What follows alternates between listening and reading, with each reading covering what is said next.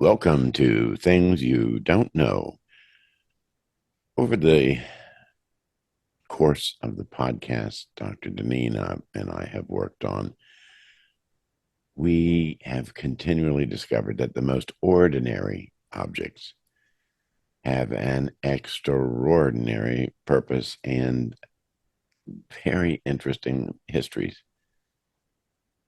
Today, we are exploring a minor change in a symbol caused a group of normally amiable people to get quite excited.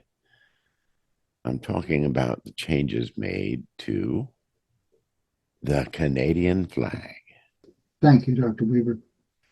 Perhaps a little background is in order here, folks. Growing up as I did with cerebral palsy in the 70s and 80s in a pre-internet, pre-cable TV era, before adaptive sports and other things like that, reading became my addictive pleasure. My mother, Diane McFay, and my beloved grandparents, Robert and Georgiana LaRue. My grandfather was an artist, and my grandmother taught second grade in a Catholic school for 40 years. Took a lot of time and effort to bring me to libraries and take me on historical trips and really nurture my rather unique interests. As I began to read more and more, I became mesmerized with a unique subject. It's called vexillology. That's a Latin word here, friends. Nothing too bizarre. It just means flag studies. You'd be surprised how much interest there is in something like that around the world. There's even a college, one of the satellite campuses at the University of Georgia, that offers a master's degree in that subject. As a teenager, I really took this flag interest to an almost unparalleled level. I would spend hours looking up various flags in different books and newspaper articles, analyzing changes and so on. My grandfather would draw them for me. I can't draw stick figures, much less anything serious. And we'd make up these flag charts. And that served as a very pleasant way to spend many afternoons. My favorite nonfiction book of all time, if you would be asked, is a book called Flags Through the Ages and Across the World. It was written by a historian and artist expert by the name of Whitney Smith, who was consulted by the nation of Guyana when its flag was created and has been an advisor to rulers and political governments all over the world on the subject of flags and banners. Now, particularly in a society without a monarchy, a flag is often seen by the people of that nation as a sacred symbol. We can see this in the nicknames assigned to certain flags. Old Glory and the Stars and Stripes in the United States, the Union Jack for our spiritual mothers in the United Kingdom, or for our Canadian friends in its former flag, the Red Ensign. There is a great deal of pride in these symbols of a nation. Yeah, I have heard you talk about that many times, and it certainly sounds like it was an interesting thing for you. Um, it is true. Many nations have laws prohibiting defiling their flag. We do, for example, at least within the boundaries of the country. Okay. Now, flags are often displayed at sporting events, significant national events, on holidays. It used to be very much the tradition in the United States in many parts to fly a flag on a little flag holder outside your house to show that you were, a patriot. Da da da da da. I understand your lifelong interest in flags, but maybe there are more important issues here. I would say there are. You look at the controversy and the Russian invasion of the Ukraine. A lot of people are flying Ukrainian flags as a symbol of solidarity and support. So our story today concerns a great political crisis, as we said before, in our neighbor to the north, Canada, over changing its flag. The maple leaf flag it has today is so ubiquitous, not everyone knows that was not a national flag for a long part of Canada's history. As with most of the so-called white dominions of the British Empire, Canada, New Zealand, Australia, Newfoundland was its own country for many years, and even the so-called Irish Free State, Canada retained loyalty to the British monarchy, parliamentary government, a free press, and other cultural and political traditions. Now, for nearly a century, its flag had been a Union Jack on what's called a Red Ensign, which is a red colored square with the provincial arms of initially all of the provinces, and later on, as they expanded in number, the four main provinces, Ontario, British Columbia, Manitoba, and Quebec. Now, under that banner, Canadian soldiers fought all over the world, beginning in 1899 during the South African Boer War, in the two World Wars, in Korea, in United Nations peacekeeping missions in between Israel and Egypt, in the Biafran secession crisis in Nigeria. But every time a new province was added, there was a slight change until the Red Ensign flag in the 1940s took on its final form.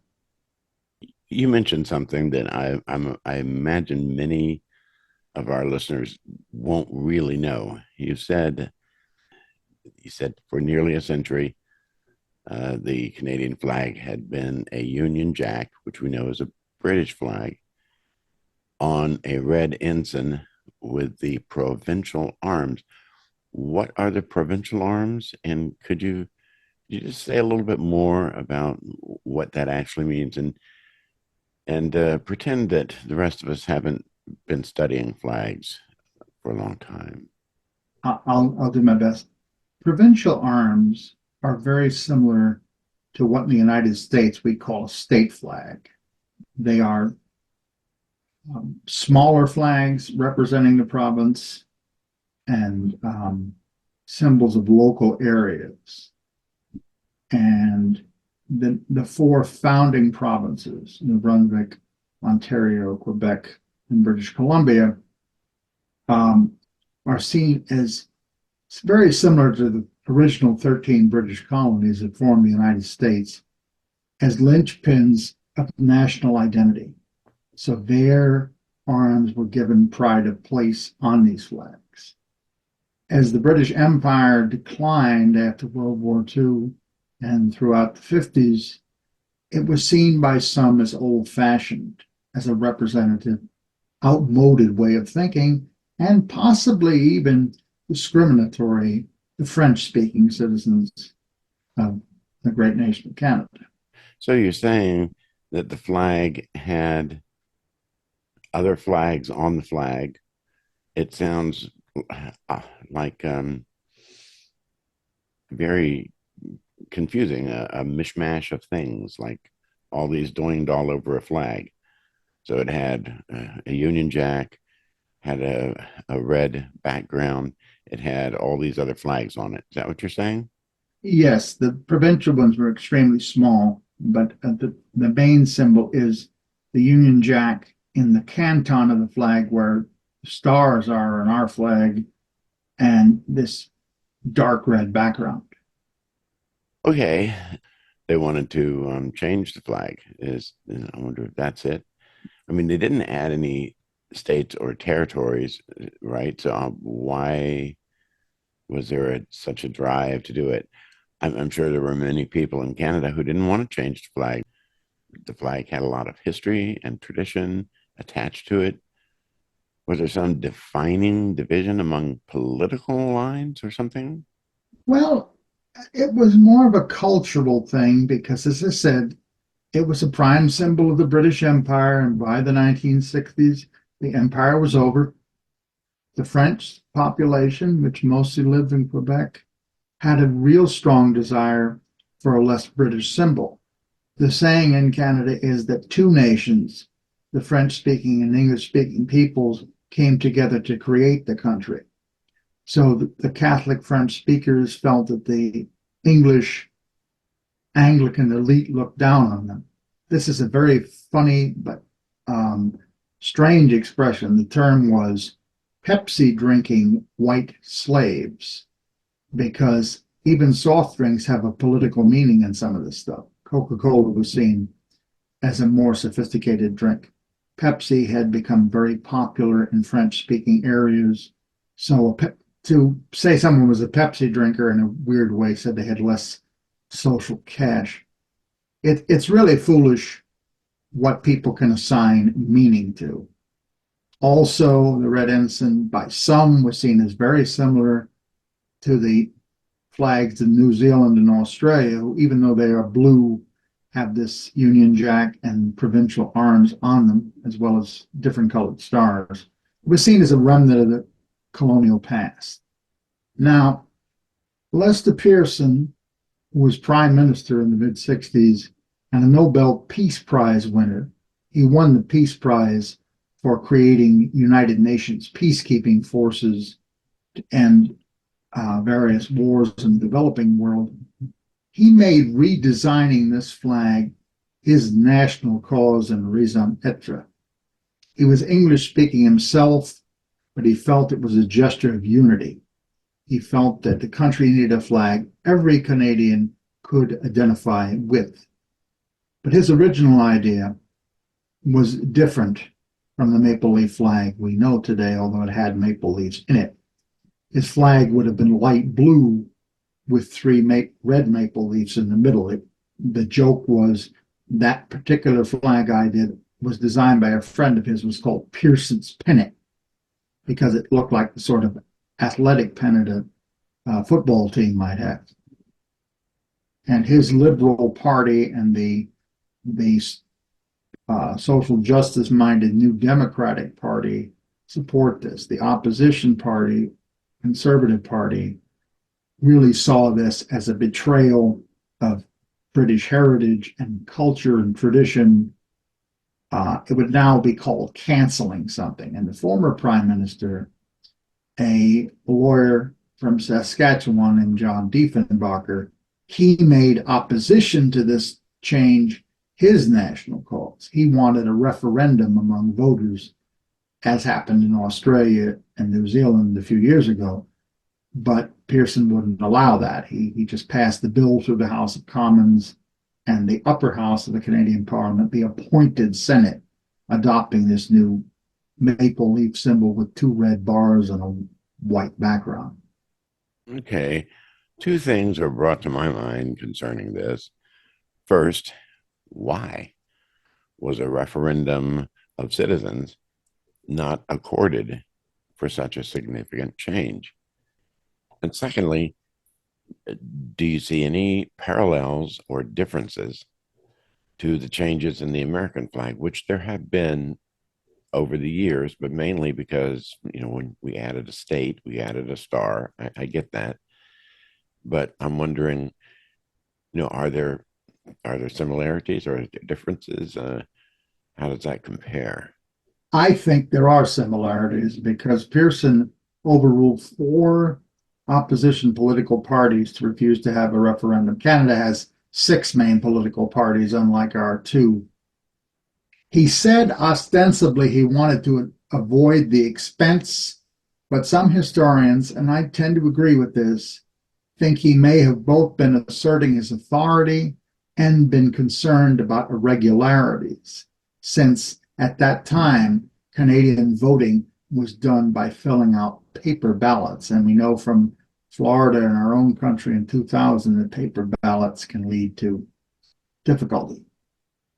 The noted historian Conrad Black, in his masterwork, Canadian History Rise to Greatness, felt that it was an ego problem. He says, quote, "The Nobel Prize went to Lester's head. He personalized this issue more than any other political goal he had.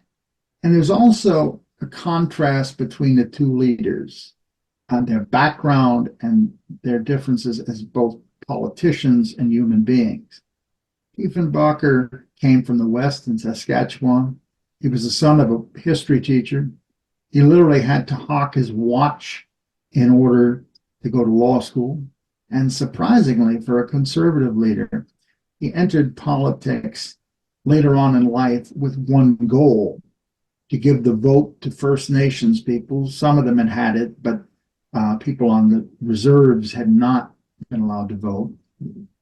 He appoints the first African Canadian member of the Canadian Senate and breaks down discrimination against what are called Métis, which are people of Inuit descent who had intermarried with the French speaking people and had been in sort of a limbo between various groups.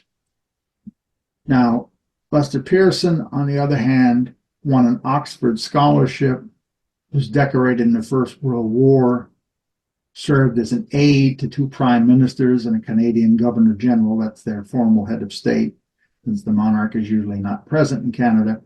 As the great historian Andrew Roberts, see our Vietnam peace book for more about Roberts and his history of the English speaking peoples. Roberts said Peterson was nursed as much on politics as milk at his mother's breast. It seems to me that if he had concerns over irregularities, he should have been concerned about all other Canadian elections, perhaps including his own election. Perhaps he was more concerned about whether such a referendum would pass. But at any rate, I'm just wondering if there was some issue with his concerns over whether a referendum would pass, et cetera, et cetera. I mean, I do not know in terms of stand up in court proof, but if you're asking me for my personal opinion as a historian, I say it's definitely possible. And flags generate a great deal of emotion. I mean, as you know, in our American tradition, the original 13 states are represented on the flag by the red and white stripes and the first 13 stars. And as you said before, Dr. Weaver, there's a custom to add a new star for each new state. Now, you were kind enough to remind me of something that I had forgotten, that when our last state, Hawaii, was admitted to statehood in 1960, bringing the number of states to 50, there was some concern about the arrangement of the stars within the flag. I think also perhaps the custom of changing the flag without a referendum did come from the United States. There's also another factor. There was strong opposition to changing the flag from Canada's most prominent veterans movement, a great lobbyist group called the Royal Canadian Legion. They played a great role in fighting for civil rights. You can see in our Viola Desmond podcast called Canadian Rosa Parks for more on the Royal Legion Canadian roles in the struggle for civil rights. Now they see everything they fought for and believed in as going down the tube. So they start picketing on and the Peace Tower on Parliament Square in Ottawa, organizing sit-ins. They try to persuade other groups to adopt the Red Ensign in their logos. For example, the Scout Canada movement, they call that because they've had boys and girls in the same movement for 60 years. Their version of an Eagle Scout Award is called the Queen Scout Award, and the Royal Canadian Legion talked the Scout movement into putting a red ensign and a monarchical crown on the badge for their Queen Scout Award. How violent did the opposition become to this notion of changing the Canadian flag? And how aggressive was I guess we would call it the government response to the opposition? Well, Canadians are normally a very compliant, very friendly, welcoming people. So this really surprised everybody. I guess the most virulent example is a decorated hero of the Korean War, a man called Major John Secord. He goes on a hunger strike in front of the House of Commons building in Ottawa, and he announces to the newspapers and the Canadian Broadcasting Corporation that he's doing this in protest against what he calls the betrayal of a banner soaked in the tears of a great people. After 4 days of no food and no water, the major passes out in front of the Parliament building just as Justice Minister and future leader Pierre Trudeau is walking in there. Now, there's no breaking of the law in terms of violence, but the opposition, particularly by Canadian standards, was proved very rowdy. Diefenbacher denounces the proposal as a flag any Peruvian could salute with honor, uh, paying tribute to the fact that Peru uses red and white in its flag. The new Democratic leader, Tommy Douglas, despite his party's support for the change, ends his 3 week long filibuster for national health insurance to announce in Parliament what he called the death of Canada's sacred Anglo heritage. And as a protest, the provinces of Ontario and Manitoba immediately alter their provincial flags to incorporate the Red Ensign. It sounds like there was a great deal of opposition and disgruntlement over this flag issue. You say that the opposition, by Canadian standards, was quite rowdy. Are you saying that the Canadians are more peaceful or just that they're more complacent? Well, I do believe Canadians tend to be more acquiescent and welcoming. I also, Canada's identity has often been defined in terms of not being the United States. It solved the slavery problem a century earlier, welcoming fleeing American slaves on the Underground Railroad. And as we have said in the Desmond podcast, generally created a more positive attitude for civil rights, larger social programs, a refuge for young men who didn't wish to serve in the Vietnam draft. But when you rile them up, there is a point of no return, a line in the sand. Now, the government tried to have Major Secord hospitalized because they felt that his starving himself in public was a manifestation of mental illness, but that did not happen. A judge ruled that he was merely exercising his rights. And what the government did is they put forth the legislation to get the maple leaf flag, and that has been celebrated everywhere. It's in schools and churches and all sorts of public gathering places. But at the same time, very quietly, they have tolerated the Red Ensign. The Red Ensign is displayed when Korean War veterans march. It's displayed on the memorial on Normandy Beach to the veterans of World War II. As I said, Scouts proudly boasted their Queen Scout. It will probably be a King Scout badge now that King Charles has ascended to the British throne.